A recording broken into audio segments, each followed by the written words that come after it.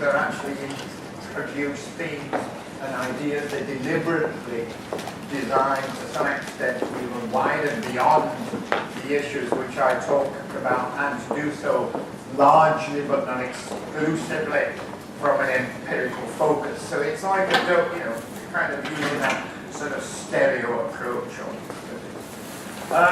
We're also beginning to get into the kind of assignment, the logic of the assignment, which is the first one, which is really exploring how to actually write about things, and trying to explore that this issue of writing about things is not straightforward at all. In fact, it also demands a certain kind of experimentation. That what one discovers, or you should have discovered in that process, is that language is not kind of transparent to objects. The objects are kind of resistant to language, and one has to find ways of getting into them. They are complex nodes of things. They are not just, you cannot actually kind of encompass an object with a simple concept. If you do, you tend to become very reductive of the object. And one, by implication, I was saying that was one aspect of technology itself last week, and I was echoing something like Donald Lange saying that.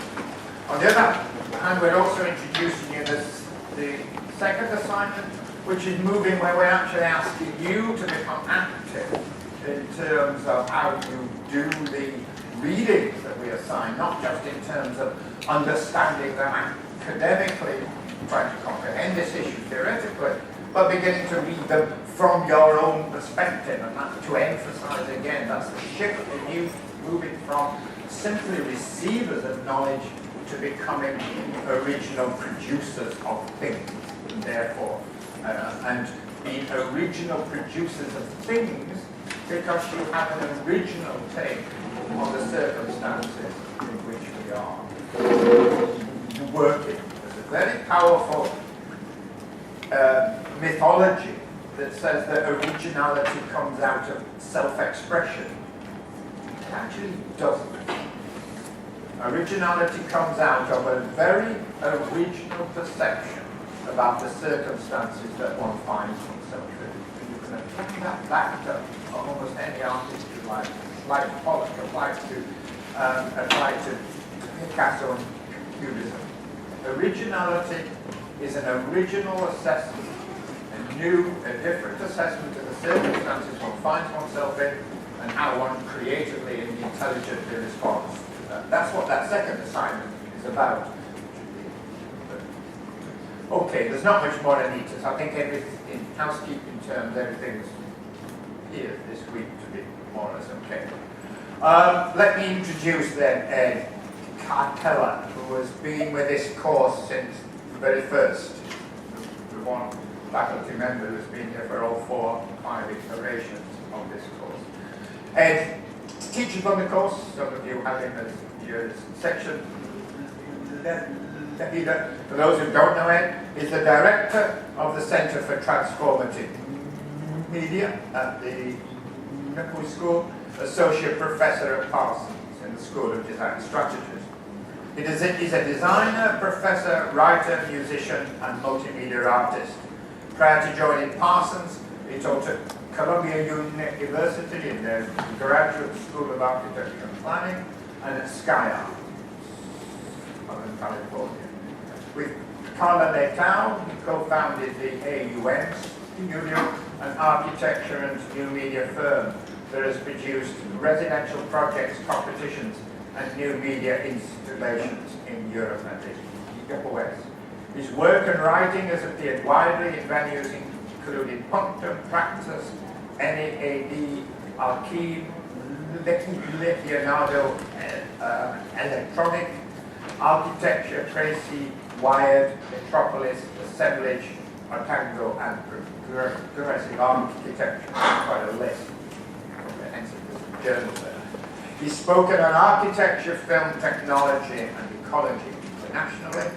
His current research seminars in Parsons, including one titled Sound Image, which is a collaboration working with the New World Symphony in Miami. He teaches a course called Post-Planetary Design, a radical speculation on the future of human life on our planet, which is taught in the spring, and is also teaching the radical future of the guitar. Ed has been an avid rock climber for 30 years. Presumably, touch wood, has not fallen off too bad. Can you please welcome Ed Keller?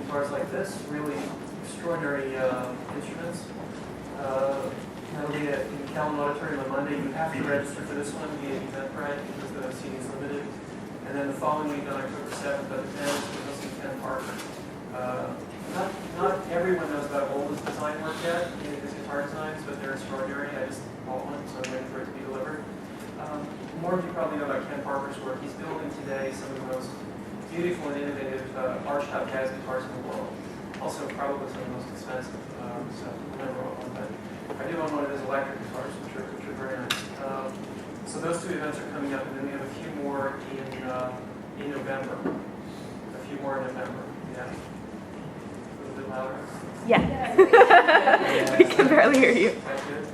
Cool. No. Is that good? No. No. Yes. Maybe. Maybe. I'll speak loud. How's that? Yeah. Okay. So there's this sort of stump speech for some of the things that we're doing in this center. And I want to thank Clive for the opportunity to participate in this course for the past few years. It's really been an incredible experience, fantastic lectures, and I started teaching in design technology in 1998, and it's just really nice to study. I didn't teach the program continuously, so I taught for, I think, a year in 98, and then I taught in architecture at Parsons and many other schools, and then I came back to teach at Parsons in 2010. And it's just been really fantastic to see how the critical intention of this course plays out through design technology and the programs here. I think it's really, really urgent. And sometimes it's very depressing, as we know, because the challenges we face are extremely, extremely severe. The first talk I did a few years ago for this class, someone came up to me at the end, actually during a kind of brief Q&A, and they said, that was really interesting, but I'm pretty sure I don't understand a single thing that you just said. And they said, but when Jamer gave his lecture, I understood everything he said, and I laughed, and I said, well, Jamer's lecture was fantastic, and it's really good that you got what he was saying, but please don't feel bad that you didn't follow what I was talking about. And so I did revise the talk since that, the first talk, but I don't think it got any easier to follow, to be perfectly honest. So if you're only following part of it, don't freak out. Just consider it a nice list of footnote trails to follow over the next few years. The title of the talk is Techno-Political Futures of the Artificial. It's overly complicated. It's really about artifacts, landscapes, and time. And we can make the argument that design thinking is always thinking about and through and in time. So when we design, we define future horizons for systems and people that are based on the world systems that we're familiar with, where we know the world, and we utilize complex socio-technical legacies that we're often largely unconscious of, that we're embedded within. So this talk is looking at a few examples from both film and texts, and by extension, real world design thinking approach that simultaneously engages the near and the far in both human and global systems. The talk also tries to set up a framework to critically evaluate both the real and the conceptual apparatus, or the tools and the models, which we use as designers, and to expose some of their strengths and weaknesses. I want to raise a few key questions. How can we construct practical, technical, and intellectual models of systems, which we then can use as tools in the design process? What scales of time are we working with when we do tech, culture, design, and thinking? How do we mix the socio-political world of design with different time scales of the natural world? To what degree do humans really have agency in their design thinking and the production of artifacts? And what are the connections between objects, humans, population systems, and landscapes? So let's start with the concept of the artifact. What is an artifact, anyhow? The landscape artifacts are produced by. Artifacts come out of landscapes. Those landscapes operate in ways that are cultural, that are material, that are technological, that are biological. My argument would be that regardless of whatever the substrate or landscape is, though, the state is always temporally charged. And in a way, this talk is all about the relationship between the landscapes that objects operate in, context, and the apparatus or model we use to understand those landscapes, which are both human and non-human landscapes. So the temporality of design is clear. It becomes clearer when we realize that any design determines the future. Design is an act of futuring. Again, this is a concept that Clive has raised a number of times with Wolverines and other guests. And design emerges out of a complex past. So we have the object or the artifact itself, this thing, the landscape in which it operates, and various conceptual tools and apparatus to help us analyze and think about and design the artifact. And I'll make a point about representation. Our representational models give us full access, or they try to give us access to the life world of every object we're designing. Again, or so we hope, or so we think. And again, I'm making this point that design always implies thinking about time. Of course, I want to outline two ways of thinking about time. One is metric, which is the way we usually think about it. We measure it in minutes, seconds, years, centuries. Or another way would be as a kind of horizon, a little bit more gradient-oriented, possible futures and pasts. How many different models of time, different forms of time, or different sites in which time operates than we think of? Geological, genetic, prehistorical, cosmological, city versus agricultural, linear versus cyclical, measured time, chronos, or unmeasured time, aeon, reversible, predictable time, is measured by classical physics, or irreversible, unmeasurable, wild time, which is invoked by thermodynamics and dissipated structures. And you can think of many more. So let's look at some examples from some films and texts. These will illustrate the ideas that I just tried to very quickly lay out in front of you. The ranges of these different kinds of time and the relationship designed things have with the apparatus. El misterio de la ciencia atraviesa el tiempo. Al pie de las cúpulas hay otros mensajes que también vienen de lejos. Estas piedras, dibujadas por los pastores precolombinos, tienen más de 1000 años. Aquí, más que en ninguna otra parte, yo tengo la impresión que el desierto nos revela un secreto. Todas las experiencias que uno tiene en la vida, en realidad, digamos, sensoriales, o incluso de conversación, ocurren en el pasado, aunque sean millonésimas o milésimas de segundo. Pero, claro, o sea, la cámara que yo estoy mirando ahora está a unos cuantos metros de distancia, por lo tanto está a unos millonésimas de algo así, digamos, de tiempo atrás, en el pasado, respecto al tiempo que yo tengo en mi reloj. Porque la señal se demora en llegar. La luz de la cámara o la luz tuya reflejada se demora en llegar a mí, una fracción de segundo. Una fracción muy pequeña de segundo. Porque la luz es algo muy rápido. ¿Cuánto tarda la luz de la luna en llegar? Poco más de un segundo. 8 minutos. O sea, nada se ve forzosamente en el instante que se ve. No, es que esa es la trampa. El presente no existe. Realmente. sea, el único presente que existe y siempre es lo que yo tengo en mi mente, digamos. Y conciencia, eso yo podría decir que es lo más cercano al presente absoluto.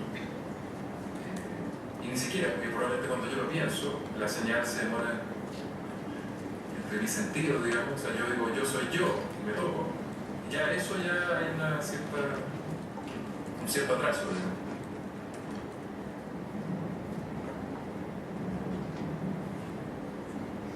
El pasado yo creo que es la gran herramienta del astrónomo. Nosotros somos manipuladores del pasado. Estamos acostumbrados a vivir al pasado. Esa es la idea. Es como un arqueólogo que también está trabajando sobre el pasado. Exactamente. Es un pasado más cercano, pero es Tratando de imaginar. claro. Exacto. Claro. Y como geólogo también, que ve las distintas capas y empieza, a medida que va más abajo, sabe que son cosas más viejas generalmente. Aquí es lo mismo. Se presenta una línea muy delgada. Es una línea, claro. Yo creo que uno sopla un poquito y se destruye. So this clip from the very beautiful film Nostalgia for the Light by Patricia Guzman. We'll see a few more clips from it later on in the talk. Kind of underscores from the scientific perspective these different kinds of horizons of time that they deal with. It's very beautiful the way they're talking about it, but it's also very scientific. And it extrapolates across a range of moral and ethical systems, human systems. Because Guzman's film is both about the astronomers in the Chilean desert, and it's also about the disappeared, whose families are still searching for their bones in the same desert that the astronomers have their telescopes. So I want to talk about complex systems. This is, things continue to be a bit dense, but things get a little bit maybe more fun. With the first example we start with.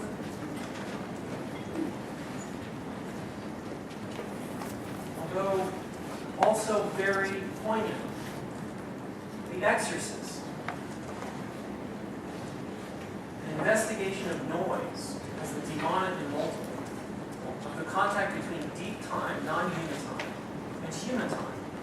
The horizon of the sun and the human body against it. But here an earthbound demon acts as an interlocutor. In the opening sequence of the film, we're presented with a fantastic image of the multitude. The multitude working with the earth, working with the temporality of the earth, exhuming by chance something that has been buried intentionally. The discovery of and the unearthing of the demon Azuzu, we can guess is unintentional. This provides us with a clear model of a multiplicitous body, which we usually find quite difficult to imagine.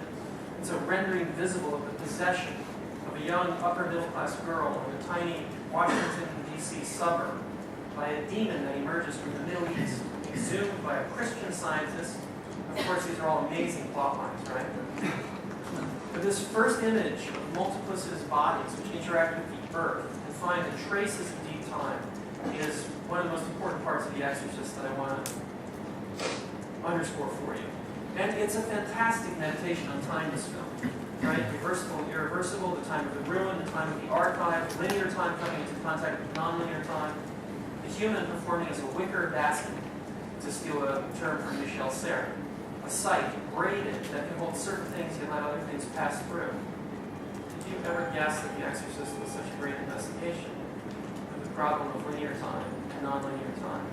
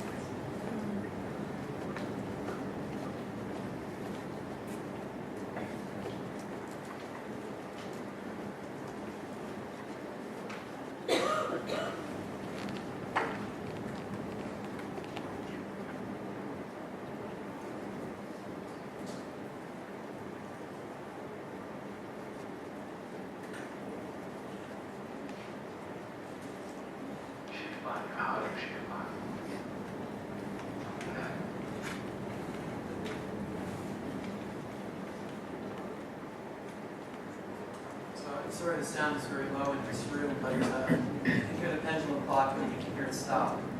And obviously that vexes Father Barron. It's a series of different indexes of the different times of time that are passing through the storyline of The Exorcist. The predictability of reversible time of the pendulum coming into contact with this kind of radical irreversibility of the demon, which he's going to have to confront.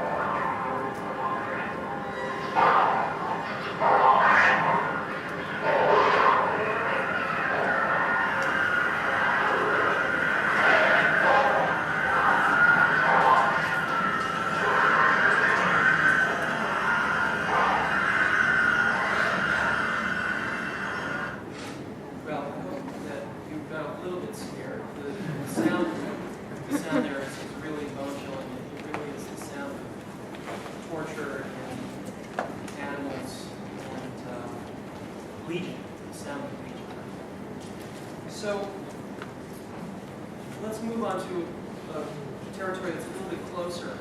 In Antonioni's 1964 film Red Desert, we have Juliana, Monica Vieti's character, the main character, indexing not only collapsing social and ecological orders around her in the landscape north of Venice, but we can also see her as a kind of complex system that moves through a landscape, which is this composite, impure composite of technological systems, emotions, social arrangements, materials, flows, forces, pollution, all of which she's in a state of kind of heightened awareness of. What does Antonioni have to say about her situation? This is provocative. She must confront her social environment. It's too simplistic to say, as many people have done, but I'm condemning the inhuman industrial world, which oppresses individuals and leads them to neurosis. My intention was to translate the poetry of the world, in which even factories can be beautiful. The line and curves of factories and their chimneys can be more beautiful than the outlines of trees, which we are already too accustomed to seeing. It is a rich world, alive and serviceable. The neurosis I sought to describe in Red Desert is above all a matter of adjustment. There are people who do adapt, and others who can't manage, perhaps because they're too tied to ways of life that are by now out of date.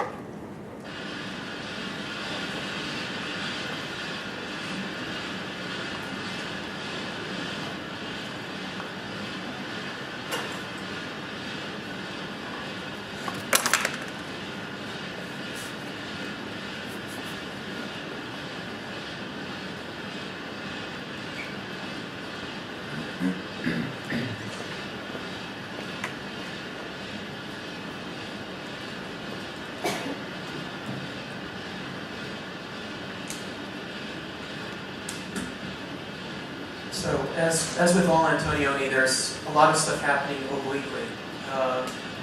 There are systems crossing the frame. Not just people walking across the landscape, but the particular identities of those people. The mother with her child, the police, the protesters, and on the context of a power plant and a control station for power plant. The strike, the social system, which is connected to the material system within which all of these people are embedded, the power relations, the socioeconomic relations that are being indexed.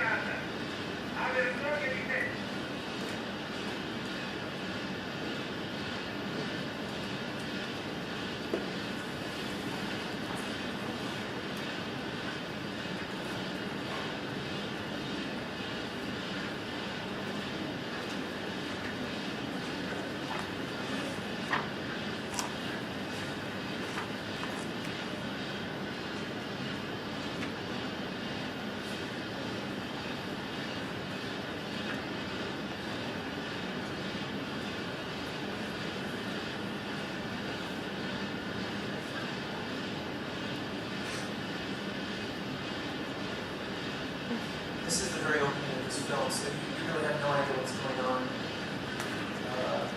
For heaven's sake.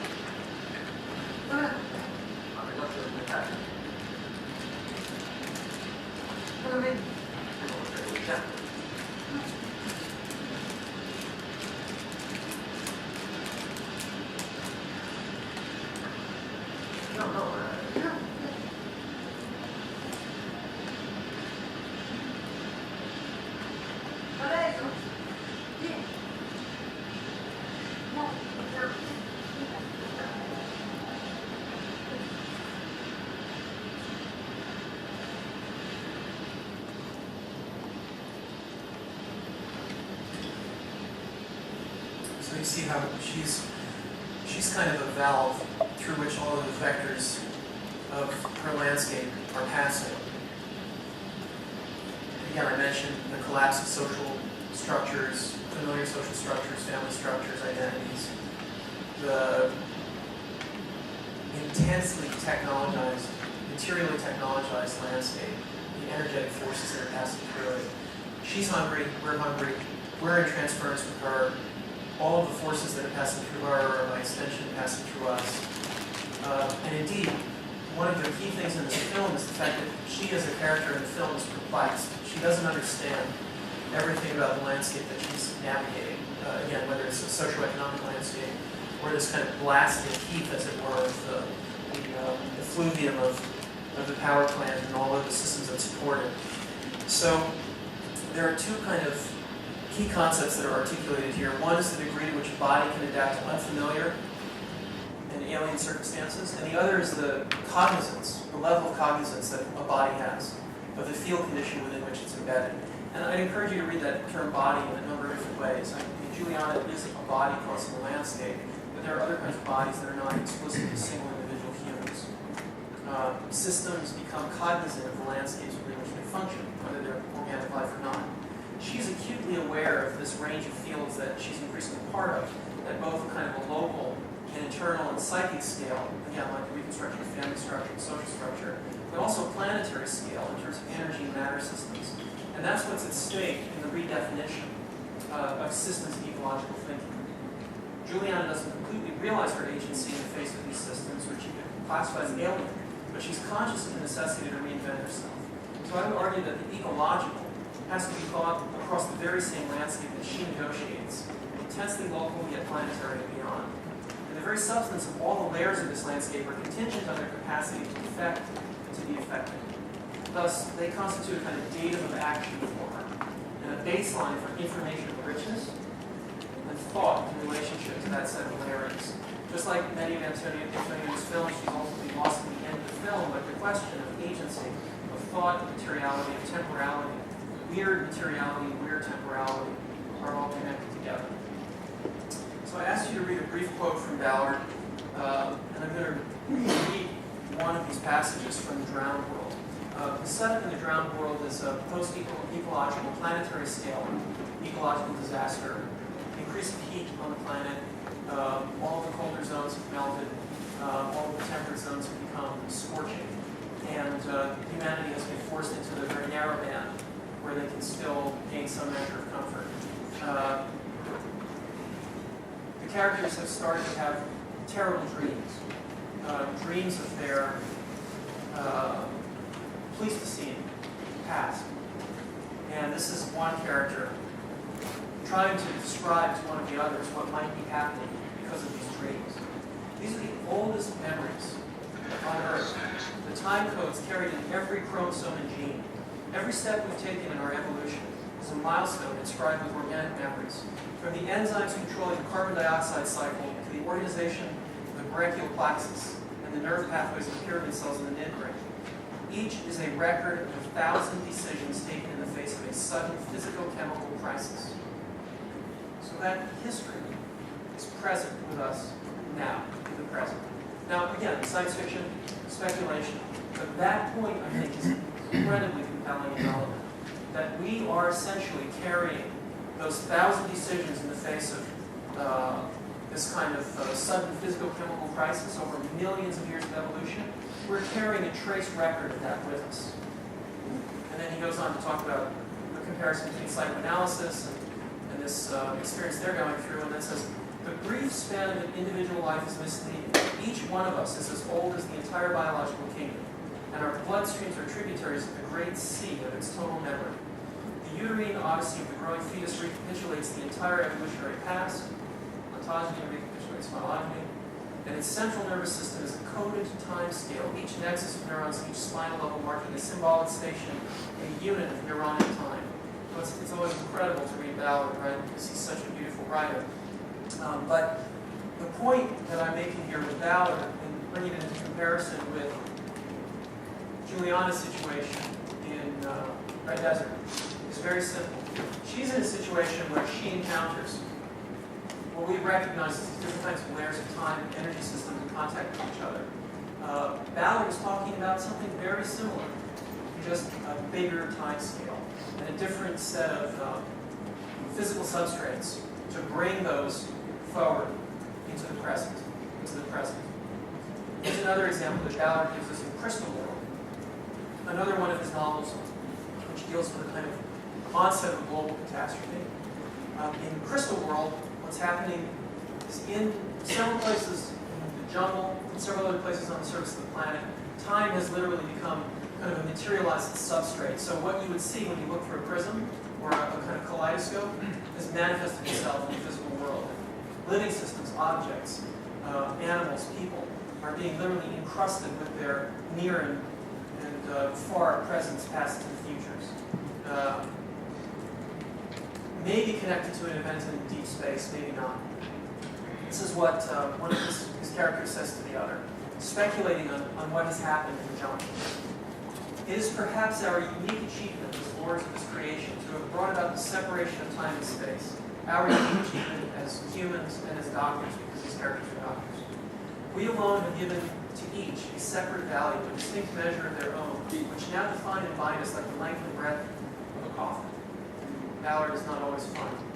To resolve them again is the greatest aim of natural science, as you and I have seen, Paul, in our work on the virus, with its semi-animate, crystalline existence, half in and half out of our own time stream, as if intersecting it at an angle. Often I think that in our microscopes, examining the tissues of those poor lepers in our hospital, we were looking upon a minuscule replica of the world that was to meet later in the forest slopes near Mont Royal. That world, the forest slopes, is of course the crystalline kind of collapse of time. So one of the most compelling ideas I think we can take from this situation, in the second example from Ballard, is the idea has a kind of pathologizing, a pathology of time, different kinds of time, and the image of a quasi-living system. Right? He says it's semi-animate crystalline existence is how he describes viruses, which indeed is how viruses are still in some ways construed to be quasi-living systems. And then this system, which is orthogonal or oblique to our own, can transfer information through a form of interference with us. And indeed, that's what technology does as well. It's potentially a form of life which is orthogonal and oblique to ours, through which we exchange information, and with which we exchange information. So we're forced to come to terms with this idea from Ballard, with the concept of a history that does what it will with us, whether through a disease in Crystal World, leprosy, or the universally shared codes of life, DNA and epigenetic systems, or both, or the temporality of an alien system, crystal predilection that determines how history might be constructed and used. So again, it's an oblique life form in imperfect coexistence with ours. Ballard also looks at stuff that happens normally on the face of the planet, and that stuff is still pretty weird too.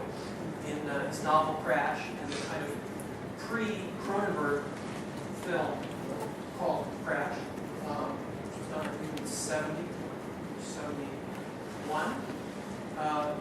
And in Crash, the instrumentalities that create access points for alternative regimes of time aren't happening because of geological, terrestrial, or cosmological catastrophes. They're happening through the technology and scale of energy flow in something we all use, cars, highways, fuel production, the culture around that achieves this kind of fusion with us and forms a kind of a machinic phylum, to use Louis Guattari's term. Through the erosions of time that Ballard talks about in Crystal World, Drowned World, he charts a path through a kind of entropic landscape. But through Crash, it's a familiar entropic landscape, near future's presence, suburban, infrastructuralized car park landscapes around London, Heathrow Airport. And other people who've tried to chart paths in these spaces, Michael Moorcock, Patrick Keeler, Robert Smithson, Pasquini, they're all stalkers of the zone.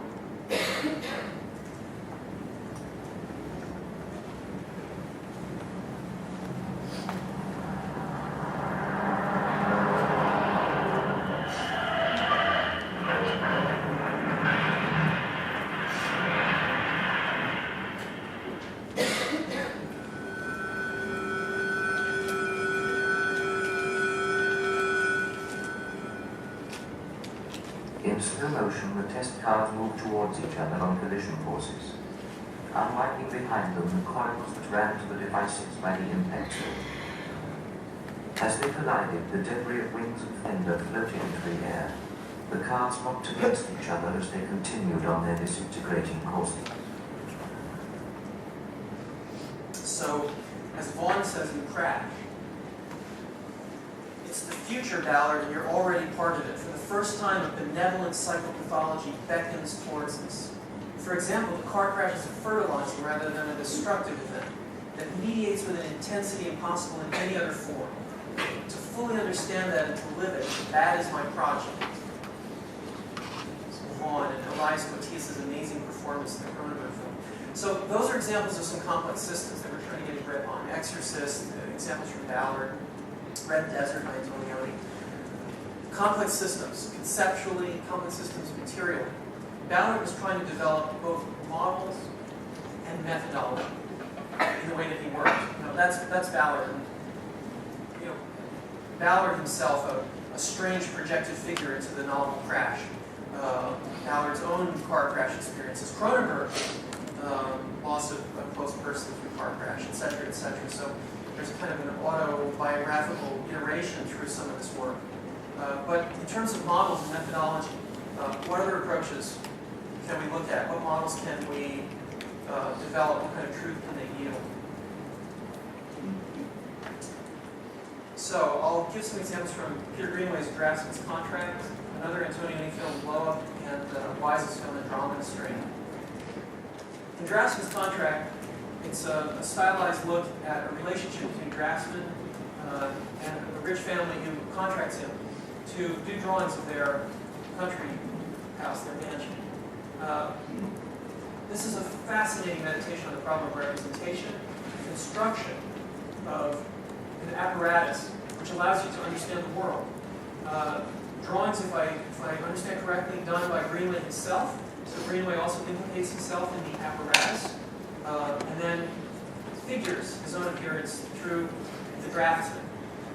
Uses a litany of filmic techniques to make you aware of the frame, as he does in some of his other films, even more distractingly, like Prospero's books. Makes you aware of the presence of the mechanism of the apparatus, and makes you aware through these beautiful shot and turn shot constructs that you as well are embedded in the apparatus. Now, Draftsman's Contract and Blow Up are two canonical films which simultaneously reveal something about the apparatus, and utilize the apparatus to do that. So here's a brief clip from Grassman's contract. And again, I hope you can hear the voiceover here.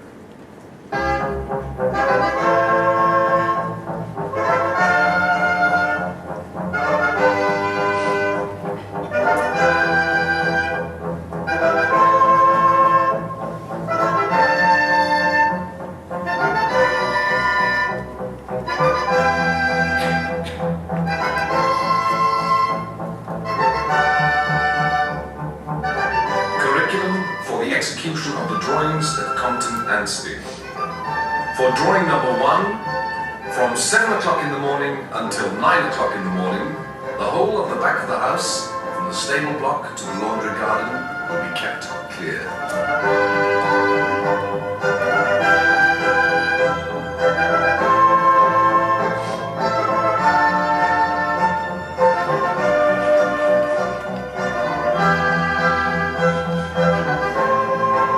No person shall use the main stable-yard gates whatsoever, and no person shall use the back door or interfere with the windows or furniture of the back part of the house.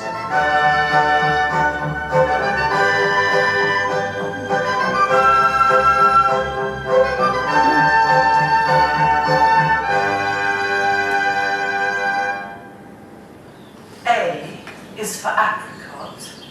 M is for Marille. T ist für Zitrone. Zitrone.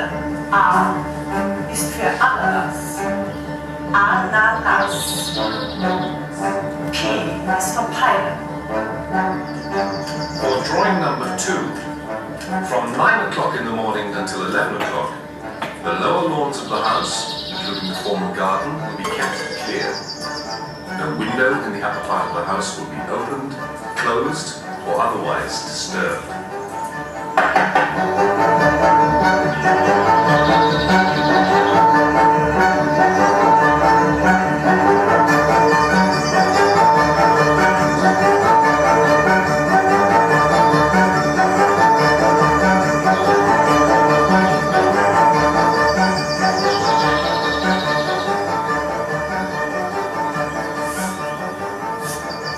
Your Mr. Neville, Sarah, has the godlike power of emptying the landscape. Does I wonder the birds still sing? If they stopped, I doubt whether Mr. Neville would appreciate the difference. His attitude to nature is strictly material. Thomas, why is Mr. Neville interested in my sheets? Madam, he's to draw them wet outside the laundry. Wet? Why does he want them wet? Madam, I cannot answer you that. Perhaps he has fond memories of being a baby.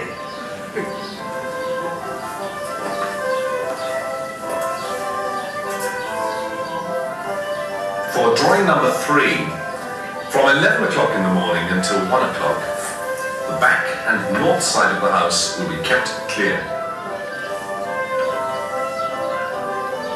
This area, that is used as a place for drying linen, will be left as asked for on an arrangement made between the draftsman and the laundress, who will take full responsibility for the disposition of the linen.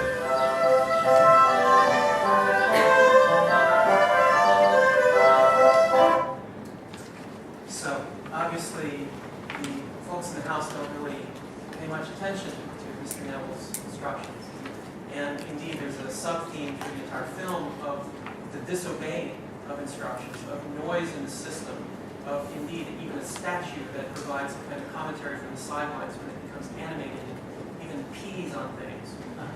So Greenaway is showing you how the noise in the system always intrudes with the truth that's produced by the apparatus. The draftsman attempts to represent, without dissembling, as he himself says, the truth of what he sees. But he always is trapped by the apparatus in an incomplete model, an incomplete vision, an incomplete representation of the, quote, reality of the situation. Next example, Antonioni's blow-up. Similar set of problems, a slightly different apparatus. Again, sorry about the sound. Imagine a very subtle wind blowing through a park. sound design in most of these examples is an extremely important part of the film.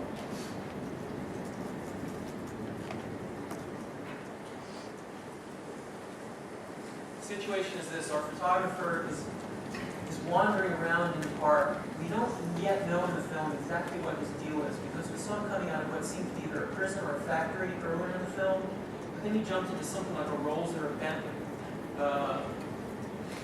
Then we understand, okay, so he's a photographer, maybe actually he's a pretty well-off, successful photographer. Now he's out drifting through the park. 1968, 1969, 1970, he's drifting through a park in London.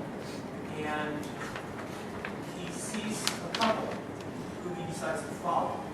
And the way that Antonioni constructs these scenes, he's using lenses and shot in camera position to give you a really weird understanding of space. Some of the shots make you feel like the park is humongous. You know, it's got to be 50 or 100 yards across to the couple.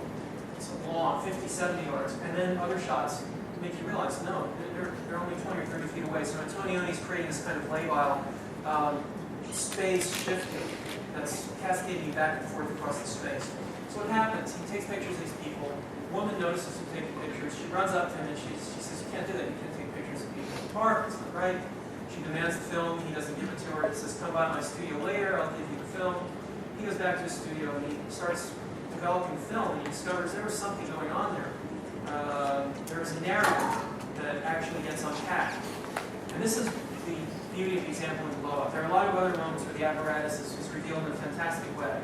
But this particular sequence, where he thinks he's produced a truth, which is only accessible after the fact. It's kind of temporality built into that. The apparatus only works for you to understand the truth of the situation after you revisit the situation. When you're in the situation, when you're in reality, you cannot grasp the truth of it. You can only grasp the truth of it post factum. And he thinks that he saved someone's life. Antonioni also reconstructs the sequence from the park by putting you into the photographer's point of view as he's developing and blowing up and pinning up on his studio walls.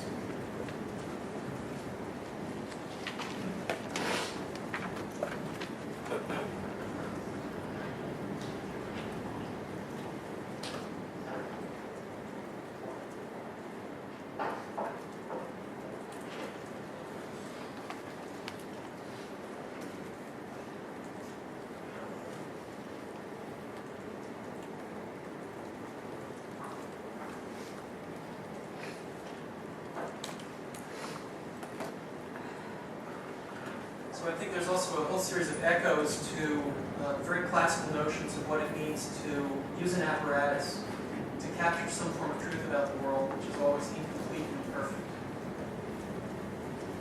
Now you see Antonioni putting you into the photographer's point of view, but in a way recapitulating and echoing what you experienced when you first saw him in the park and photographing the couple.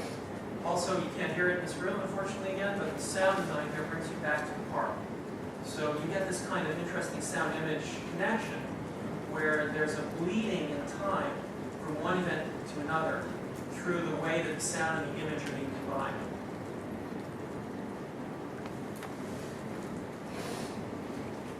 Ultimately, he calls it his agent. He calls the number that she left him. He can't get anyone. He calls his agent. He says, Ron, something incredible's happened. He's been in the park. There's been a murder. I saved his life. Did he save the other guy's life? Well, you probably already know what he did. So, one more example.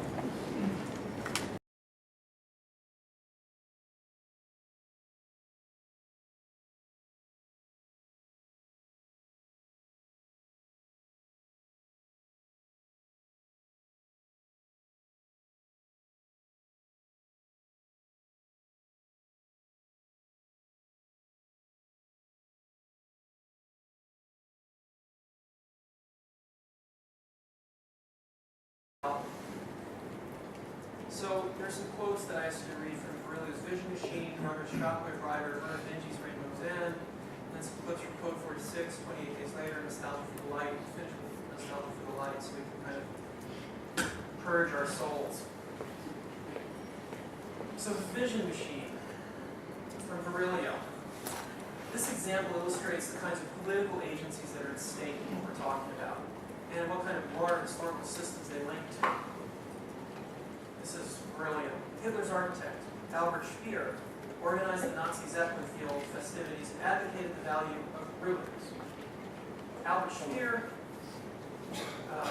for the party rally at Nuremberg in 1935, he used 150 anti-aircraft searchlights with their beams pointing upwards, making a rectangle of light in the night sky. He wrote, Speer, within these luminous walls, the first of their kind, the rally took place with all its rituals. I now feel strangely moved by the idea that the most successful architectural creation of my life was a chimera, an immaterial mirage.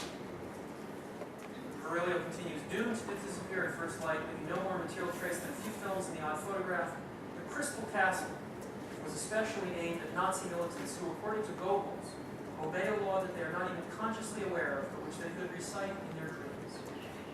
So almost by definition, that's a chilling line from Goebbels, right?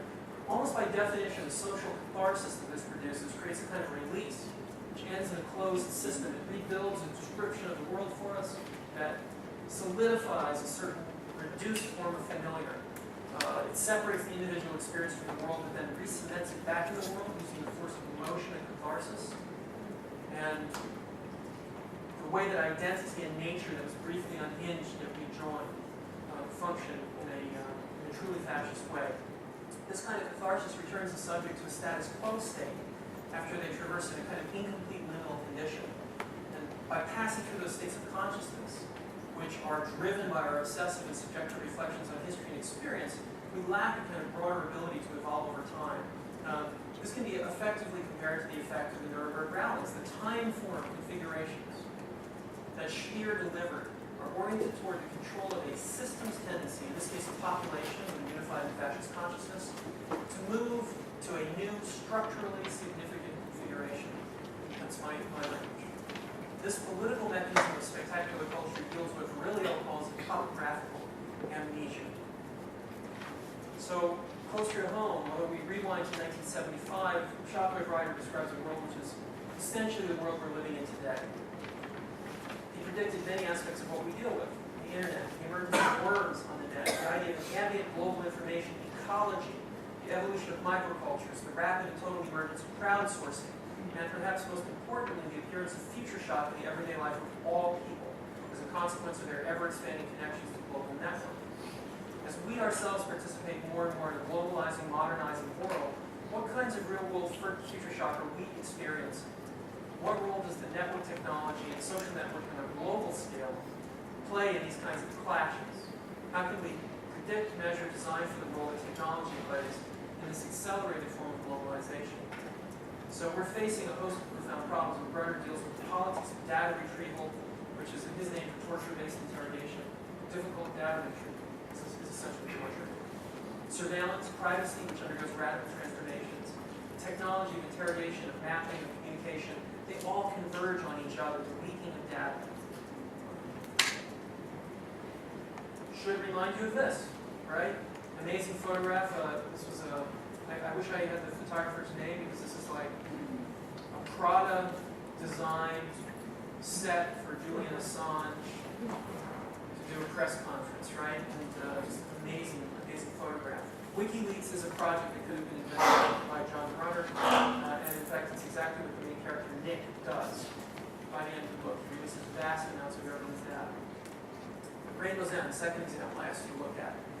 In Rainbow's End, Vinci cuts a section through the world that examines a set of themes. Related to Brunner, but very contemporary for us. Biotech, biosecurity, military security, and governance in relationship to the way that the wisdom of the crowd and crowdsourcing could be harnessed both for great good and for great evil. One of my favorite images from Rainbow's End is the very first page, which I think I've mentioned to some other folks here. The first bit of Dunlop came disguised as a public embarrassment for the European Center for Defense Against Disease. On July 23rd, school children in Algiers claimed that a respiratory epidemic was spreading across the Mediterranean. The claim was based on a clever analysis of antibody data from the mass transit systems of Algiers and Naples, which is only a short step forward from the Google food tracking project which exists and has existed for a number of years. Except it extrapolates, Werner Vinge extrapolates that school children will have access to publicly available biodata, which is also not a very big leap of imagination if we think of the way that the iGEM competitions are taking place in early college. So the image that Vinge presents us with is a near future where global biosecurity discoveries are as likely to be made by school children, 10-year-old kids, as the CDC. Right?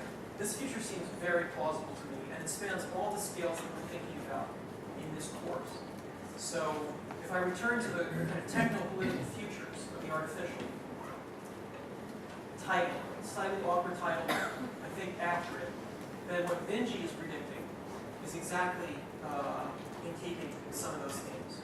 What could be more compelling also, I think, for us as design technology people, than the idea that our kids, sisters, and brothers can have real agency in participating in analyzing in what seem to be difficult data problems to us today, but instead of difficult data retrieval, a la John Brunner Shotwave Writer, it would be massive data analysis from publicly available data.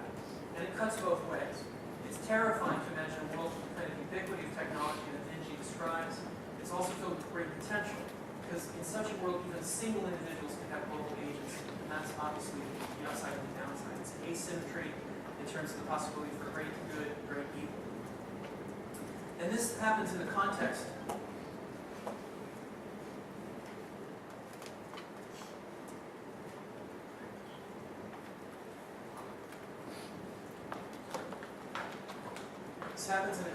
where right now we're discovering that every human is interlaced with thousands of companion species. Not your cat, not your dog, all the bacteria and viruses living in your body.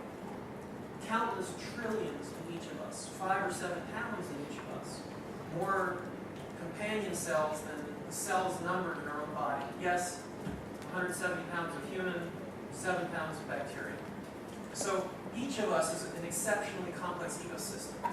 And again, this isn't science fiction. This is exactly what we are understanding right now. New York Times, mainstream media, is coming to terms with this.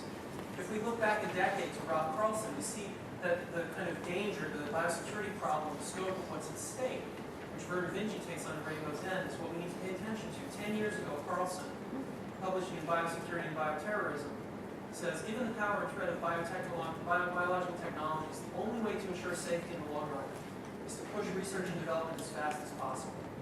And he attaches a number to the parts for a DNA synthesizer and the time when a single person will be able to sequence the number of bases a day for a person. So, or everyone on the face of the planet. So this is the kind of landscape within which outlier events, like this poor gentleman, become ever increasingly common. His DNA doesn't play well with a virus that's fairly common to all of us. And he essentially grows nails all over his body. It's a real situation. It's not imaginary.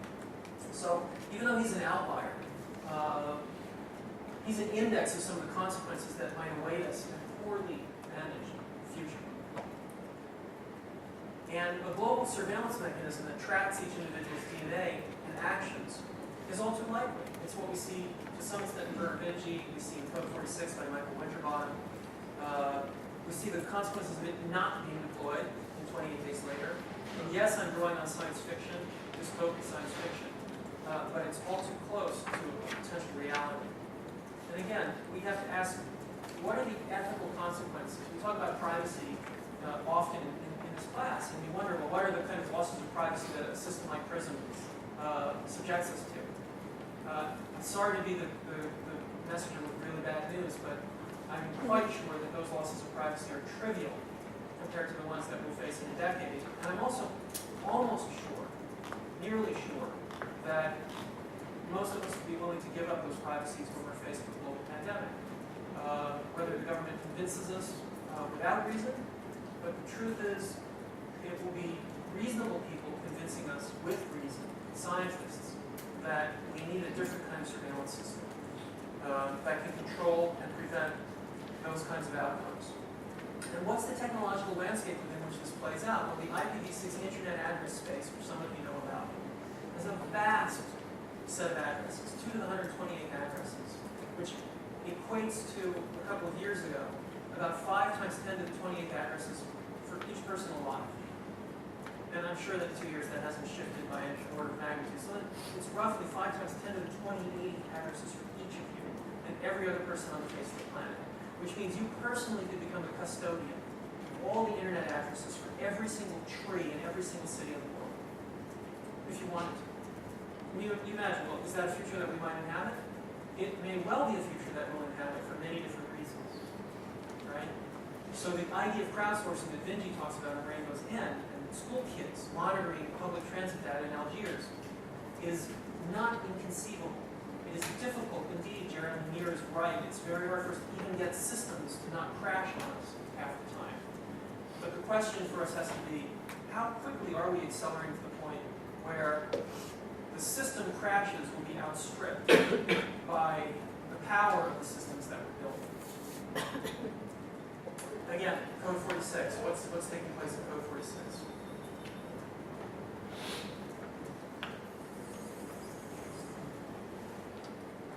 Maria Gonzalez, age 25, employee of the Sphinx. He's already met Maria. Christian Gunther, born in Freeport. He's catching up on this person he just had an affair with when he was on a trip to Shanghai. He knows that she was involved in illegal manufacturing of identity papers. He's gone back, and some bad things are about to happen in terms of what he did and didn't do when he was in Shanghai. Remarried to Maria Gonzalez. Height. 10 years ago this film. So 10 years ago. Buenos dias. Susan wants to talk to you. What about? There's been a fatality in Asia. A guy was traveling on one of the papers from Shanghai. She's waiting. You want a coffee? No, thanks. Hello? Someone died yesterday. I heard it. Do you have details? Only I don't goes about bats. Wanted to go to Delhi, the place to be if you like bats, apparently. Couldn't get cover because he had an ineluctable disposition towards disease. Do you know it? No. It makes you bleed to death. Most people in Delhi are immune, which is why this hombre could not get cover, which is why he bought fake propellers, which is why he bled to death yesterday. What's his name? Alakan, Damien Alakan. He met this fellow, and he knows that he had illegal papers. It's a really quite remarkable film, which very few people have seen. It's a very subtle attempt to grasp parallel present, parallel near future, where a few details are different. Nearly everything is identical. Some very important details are different, like empathy viruses exist in this scenario. But it also plays on very real-world problems that we face right now. For example, bats are a tremendous reservoir for a range of different diseases, which when they are put into contact with other animals like horses in Australia, yield very serious problems like the Hendra disease. So they were trying to index the points of real contact in scenarios, in real-world situations, which when put into contact with each other in a near future or a parallel present, would create this kind of world. A world where the Sphinx, a global security system, indexes everyone and only allows people to travel if it's okay for them to travel. And of course, the question of what it means to define okay is one of the things that's at stake. There's a term which Michael Whitmore, who's done a tremendous amount of work on Shakespeare's corpus, Shakespeare's body of work, data mining across Shakespeare's work. Michael Whitmore's term is massive addressability. Massive addressability is I'd say, defining characteristic of our accelerating global network right now. Massive addressability, as Whitmore uses it, is it only gives us access to text. Or at least in what he was writing 2 years ago, that was his argument, that things in the world are not massively addressable. But you, as design technology folks, know, we know, that things are increasingly massively addressable. And substance will be massively addressable. When it's cheap enough to put a GPS tagged tracker in a styrofoam cup, it will be done. Because it would be stupid not to do it. Because when you make literally hundreds of millions of styrofoam cups, you need to know where they end up. Do they end up in the Pacific Gyre? Do they end up in recycling? Do they end up in a sewer system somewhere, etc. So when the cost is driven down to the point where smart dust is real and only costs a fraction of a cent, which it will, then you will find it in everything. And massive addressability will not just be access to Shakespeare's work, but it will be access to the substance of the world around us. So massive addressability emerges when cities, buildings, materials, objects, creatures, sites, books, words, molecules, everything acts as agents together in a reciprocal ontology of things that can find each other. You know, the Internet of Things is happening. And the argument is the Internet of Things is already or will very soon communicate more to object than human to object or human to human. And Bruce Sterling has called one version of this kind of object the spine. Any object that's more defined by the halo of information around it than the quality of the thing itself. You want to sell something for free? Give it away and track all the information. Spotify's business model, but then extrapolate that out when the cost of the technology and the cost of production of objects gets down to a certain price point. Then everything will be free, and all of the information around it will be monetized. So the ontological status of a body changes when it's defined by these multiple entry and connected points. And I say ontology both in the philosophical sense and also in the technical, nomenclatural web design sense. The sense that gets built into bodies, into actors and situations, works to develop a really weird ontology. And I hope that by using The Exorcist, you kind of started getting this sort of dark, good sense of humor weirdness combined with Code 46, which is another kind of weirdness. So we have to ask, what would a world or a reality be like if every component to that world was reliably named, findable, and intelligent enough to reach out and find other components? Every system, everything.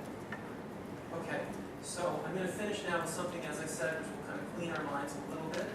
Very, very sad, but to clean our minds in terms of its grasp of scope. Several clips, a couple of clips from this now. So, nuestro planeta húmedo tiene una sola mancha marrón donde no existe ningún grado de humedad. Es el inmenso desierto de Atacama.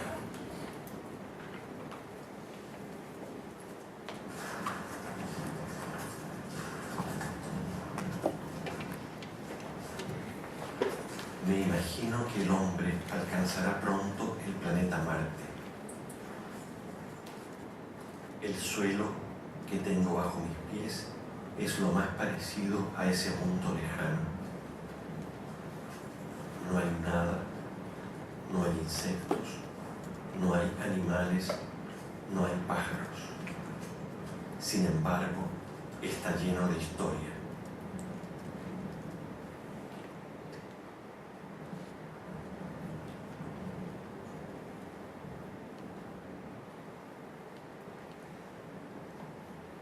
Durante 10.000 años ha sido una tierra de pasaje, de tránsito.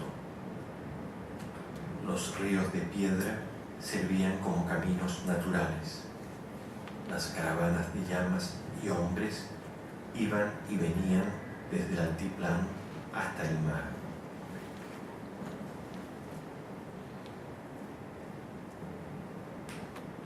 Es una tierra castigada, impregnada de sal, donde los restos humanos se momifican y los objetos permanecen.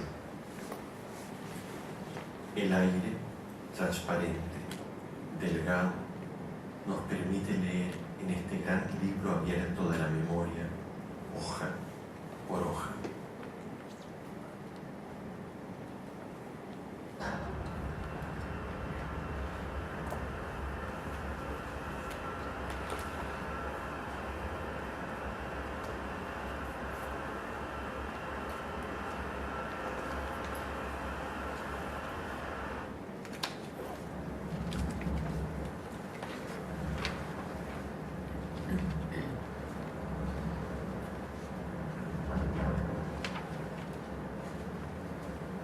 Los telescopios son la puerta del cosmos.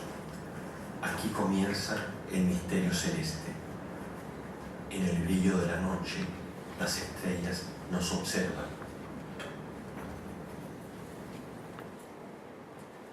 So a kind the contemporary critical and cinematic work on forensics restages the connections between the quasi-living systems that I've been talking about and the jurisdictional and legal mechanisms which we activate when, with the patience and rigor that someone like Foucault called for, we conduct our genealogies across all scales, and with empathy for and detachment from our subjects. So the apparatus of war, crimes against humanity, and their aftermath, in this case, is a quasi-living system, which is what Guzman is looking at, partly at the stars and partly at the people who are searching for the bones of their families.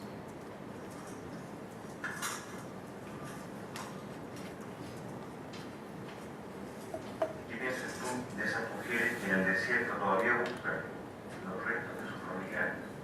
Escarban y siguen trabajando. Bueno, tratando de hacer una comparación, que no se puede comparar porque no tiene nada que ver, pero es parecido a lo que hace un astrónomo con una diferencia muy grande. Que nosotros podemos dormir tranquilos después de cada noche de observación mirando el pasado, buscando algo que está en el pasado, podemos dormir tranquilos. A veces dormimos un poco mal porque es muy seco el aire, qué sé yo, pero dormimos tranquilos y al día siguiente volvemos al pasado sin conflicto, sin nada. Pero yo creo que esas mujeres no van a dormir después de buscar en los restos, digamos, tratando de buscar un pasado que no encuentran. Nunca van a dormir tranquilos mientras no encuentran eso. Y yo creo que esa es la gran diferencia. O sea, no es comparable.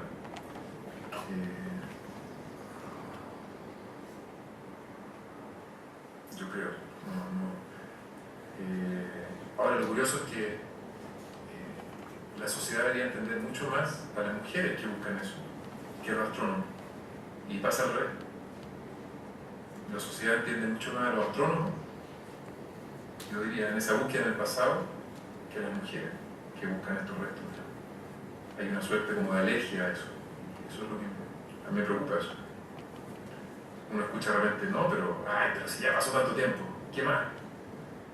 Y yo creo que no es posible. O sea, mientras no encuentren a los seres que ellos, a sus familiares que están ahí, digamos, nunca van a tener paz. Entonces, hay que estar en la... Yo no me puedo imaginar una cosa así. O sea, yo a veces me trato de imaginar tener una hermana, un hermano, un papá o qué sé yo, que está en alguna parte del desierto, en esa inmensidad. Para mí sería igual, o sea, si yo tuviera la misma vida de ahora, el nexo que haría es que mi padre o mi madre están en el espacio, perdido en algún lugar de la galaxia. Y yo estaría tratando de encontrarlo con los telescopios. Sentiría eso, pero la angustia sería muy grande, porque el espacio es tan grande que encontrarlo sería casi imposible. Yo creo que a las mujeres les pasa lo mismo. El desierto de Atacama, por ejemplo, es una cosa gigantesca. Quizás, ¿dónde están?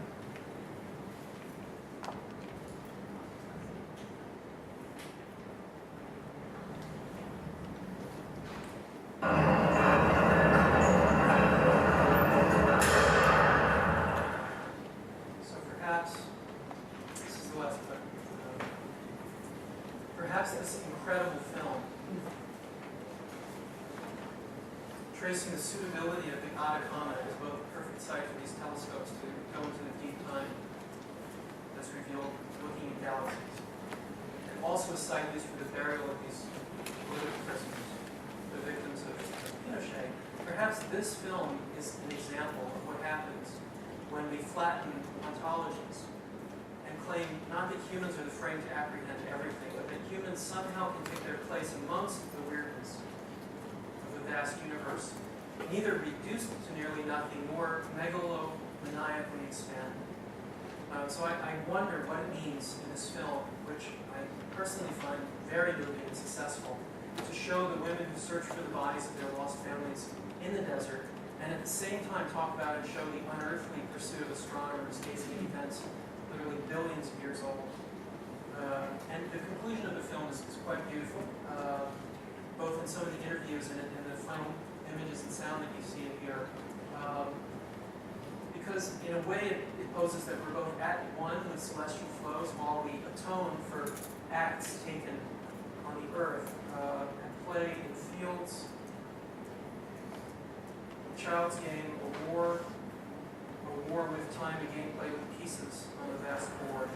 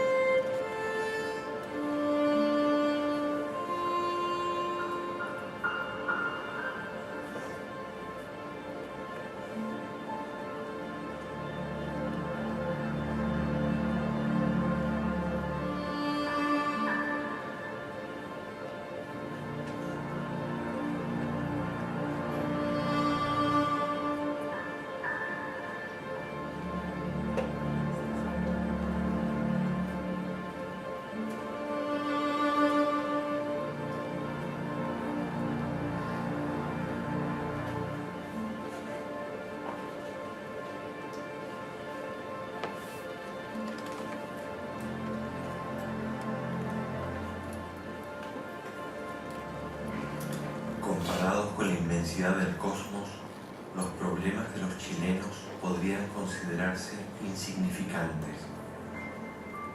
Pero si los colocáramos encima de una mesa, serían tan grandes como una galaxia.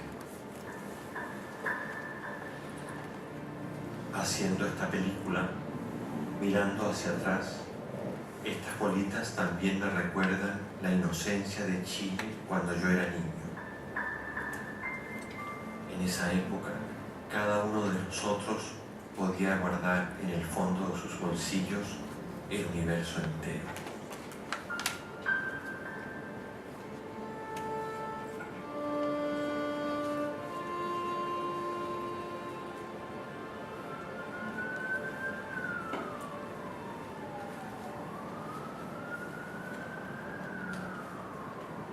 Yo creo que la memoria tiene fuerza de gravedad.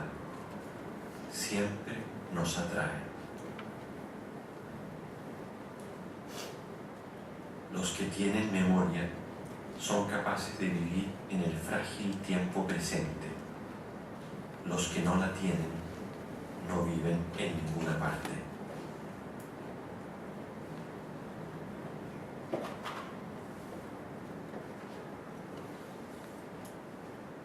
Cada noche, lentamente, impasible, el centro de la galaxia pasa por encima de Santiago.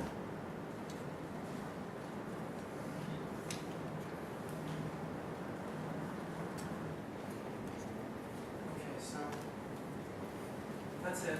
I just want to draw your attention to the different kind of truth that's produced by the film that you just saw clips from and by the telescopes and the encounter with telescopes by various users at the end of the film. I think Usman is making the point really clearly about memory and about the way that the apparatus functions to produce a certain kind of encounter with the world, and a critical encounter with truth or the fact of the world. So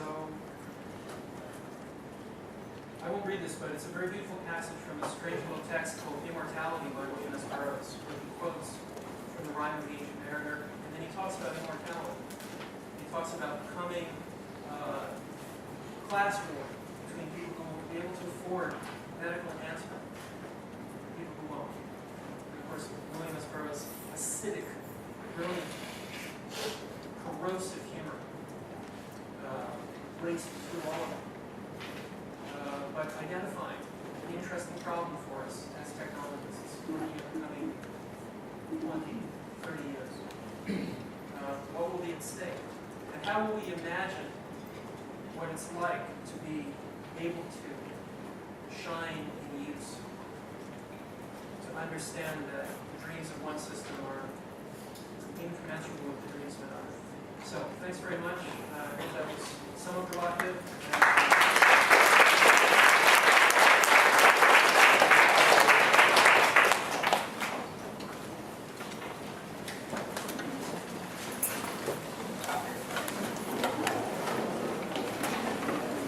Thank you.